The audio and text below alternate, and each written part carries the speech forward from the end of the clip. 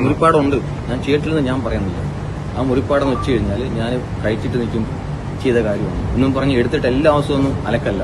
ഇവർ പറയുന്ന കണക്ക് എല്ലാ ദിവസവും വെള്ളം അടിക്കുന്നു, എല്ലാ ദിവസവും എടുത്തിരിക്കുന്നു, അങ്ങനെയൊന്നും അല്ല.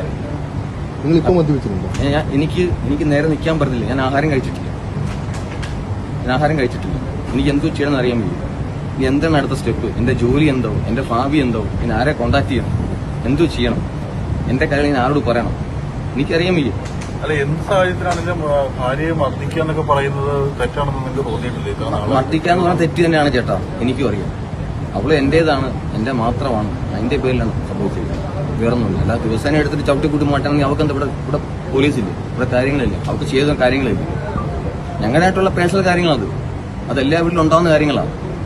ചേട്ടൻ കല്യാണം കഴിച്ചില്ലേ? എല്ലാ വീട്ടിലും ഉണ്ടാവുന്ന കാര്യങ്ങൾ. അല്ല, ചേട്ടൻ കല്യാണം കഴിച്ചോ? ആണോ? ഒരു വഴക്കം ഉണ്ടാവാറില്ല,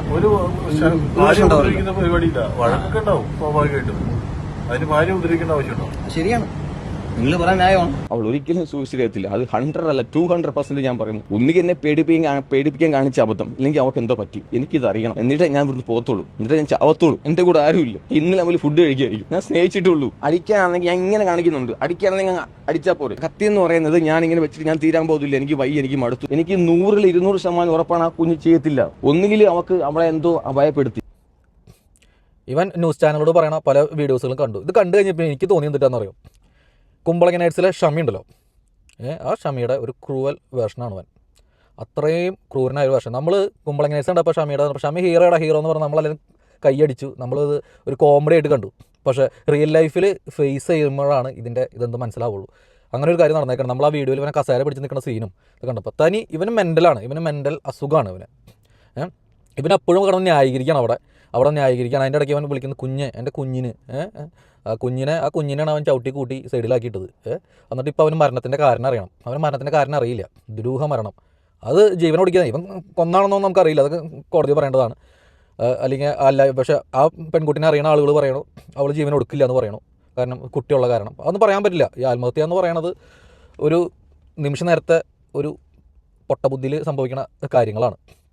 ഞാനിവിടെ നമ്മൾ ജൂബിലി മിഷനിലൊക്കെ വർക്ക് ചെയ്യുമ്പോൾ പെട്ടെന്ന് ഇവിടെ പുറത്തൊക്കെ വർക്ക് ചെയ്യുമ്പോൾ അങ്ങനെ ആത്മഹത്യ കേസുകളൊന്നും അധികം വരാറില്ല. പക്ഷേ ഇവിടെ പുറത്ത് ജൂബിലൊക്കെ വർക്ക് ചെയ്യുമ്പോൾ ഒരുപാട് ഇതുപോലെ സൂയിസൈഡിന് അറ്റംപ്റ്റ് ചെയ്ത ആൾക്കാരൊക്കെ വന്നതൊക്കെ ഓർമ്മയുണ്ട്. എനിക്ക് ഓർമ്മയുണ്ട് ഒരു പെൺകുട്ടി ക്യൂടെക്സ് കുടിച്ചിട്ട് വന്നത്. ക്യൂടെക്സ് കുടിച്ചിട്ട് ഉള്ളൊക്കെ പൊള്ളി പോയേക്കാം. അപ്പോൾ അത് സമയത്ത് ചിലപ്പോൾ പേടിപ്പിക്കാനായിട്ട് ചെയ്തായിരിക്കാം. ഒറ്റ വിഴുങ്ങല. അതായത് ഇതിൻ്റെ എന്തോരം ക്യൂടെക്സ് എന്ന് പറയുന്നത് എത്ര കെമിക്കലാണ്. മരിച്ചുപോയി, രക്ഷിക്കാൻ പറ്റിയില്ല. കാരണം അത് അത്രയും സ്റ്റിക്കായി പോയി, അത് അന്നനാളത്തിനൊക്കെ ബേണായി. ആ കുട്ടി മരിച്ചുപോയി. ഇത് പറഞ്ഞ പോലെ 24-22 വയസ്സുള്ള ഒരു പെൺകുട്ടിയായിരുന്നു. കല്യാണം കഴിഞ്ഞിട്ട് അധികം നാളൊന്നും ആയിട്ടായിരുന്നില്ല. അന്ന് ന്യായീകരിക്കുകയാണ്, കുഞ്ഞല്ലേ അത് ഇതിലെന്ന്. അതോടെ കൂടാണ്ട് അവൻ ന്യൂസ് ചാനലുകളോട് ചോദിക്കുകയാണ് ഇതൊക്കെ എല്ലാ വീടുകളിലും സംഭവിക്കണതല്ലേ. കാരണം അവൻ മനസ്സിലാക്കുന്നത് ഇതൊക്കെ നോർമലാണ്. ഭാര്യനെ തല്ലാനും പിടിക്കാനും കൊല്ലാനൊക്കെ ഉള്ള അവകാശം ഭർത്താക്കന്മാർക്കുണ്ട് എന്നാണ് ഈ വീഡിയോസിൽ ഇവൻ പറഞ്ഞുകൊണ്ടിരിക്കുന്നത്. ഇതൊക്കെ പിന്നെ എന്ന് ഞാൻ തല്ലാറില്ല, എന്നിട്ട് അവൻ പറഞ്ഞ വാക്ക്, എന്നിട്ട് ഞാൻ അലക്കാറില്ല. അതായത് എന്നും മറ്റേ 3 നേരം തല്ലാറില്ല, വല്ല കാലത്തൊക്കെയാണ്. എന്താ പറയുക, ഇവനൊക്കെ അറസ്റ്റ് ചെയ്ത് ഈ ഇൻ്റർവ്യൂ കഴിഞ്ഞ് അപ്പം തന്നെ ഇവനൊക്കെ നാട്ടിലേക്ക് എത്തിച്ച് അറസ്റ്റ് ചെയ്യണം, അല്ലെങ്കിൽ ഷാർജ പോലീസ് കൈയോടെ അറസ്റ്റ് ചെയ്യേണ്ടതാണ്. ഇങ്ങനെയൊന്നും. പിന്നെ ഈ വീഡിയോസിൻ്റെ കടയിൽ ഒരുപാട് ആൾക്കാർ വന്ന് കമൻ്റ് ഇടണ കണ്ടു, ആ പെൺകുട്ടിക്ക് ഡിവോഴ്സ് വാങ്ങിച്ച് പോകായിരുന്നില്ലേ എന്നൊക്കെയുള്ളൂ. നമ്മുടെ നാട്ടിലെ ഡിവോഴ്സ് എന്ന് പറയുന്ന ഒരു സംഭവം, ഇത്രയും വൃത്തികെട്ടൊരു നിയമം.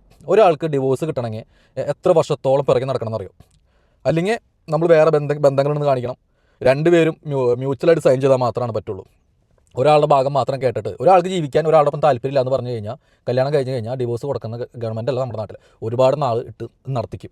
10 വർഷത്തോളം നമ്മളൊരു വക്കീലിൻ്റെ അടുത്ത് പോകുമ്പോൾ അറിയാം, എടി നടക്കുമ്പോൾ 10 വർഷത്തിന് മേലെടുക്കും ഇതുപോലുള്ള ഒരു ഡിവോഴ്സ് കിട്ടാനായിട്ട്.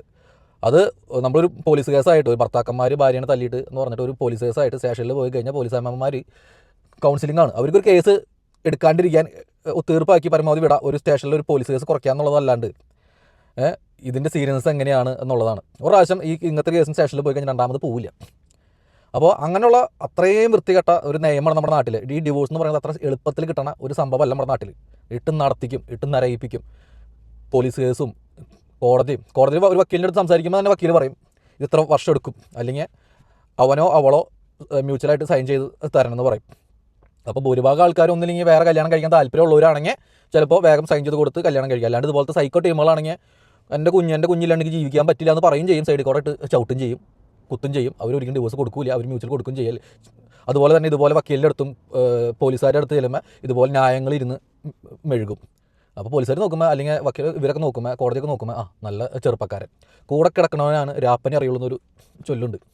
ഇതുപോലത്തെ ടീമുകൾ ഇതുപോലുള്ള പെൺകുട്ടികളുടെ അടുത്താണ് റിയാക്ട് ചെയ്യാൻ പറയാം. അവളും ഭയങ്കര ദേഷ്യക്കാരിയാണ്, അവളും എന്നെ ഉപദ്രവിച്ചു എന്ന് പറഞ്ഞിട്ട് കുറച്ച് ഈ മറ്റേ കടന്നൽ കുത്തിയ പോലത്തെ കുറച്ച് പാടുകളെ കാണിക്കുകയാണ്. പീഡനം അതെൻ്റെ ഒരു അവകാശമാണ്, അല്ലെങ്കിൽ ദേഹോപദ്രവം എൻ്റെ അവകാശമാണെന്ന് ചിന്തിക്കുന്ന ആളുകളാണ് ഇങ്ങനെയുള്ള മെൻ്റലുകൾ. നിയമങ്ങൾ, ഇങ്ങനത്തെ നിയമങ്ങളൊക്കെ മാറ്റാൻ വരണേ. ഇതൊക്കെ പുറത്തെ പോലെ ഒരാളുടെ ജീവിക്കാൻ താല്പര്യം ഇല്ലെങ്കിൽ ഡിവോഴ്സ് കൊടുക്കണം.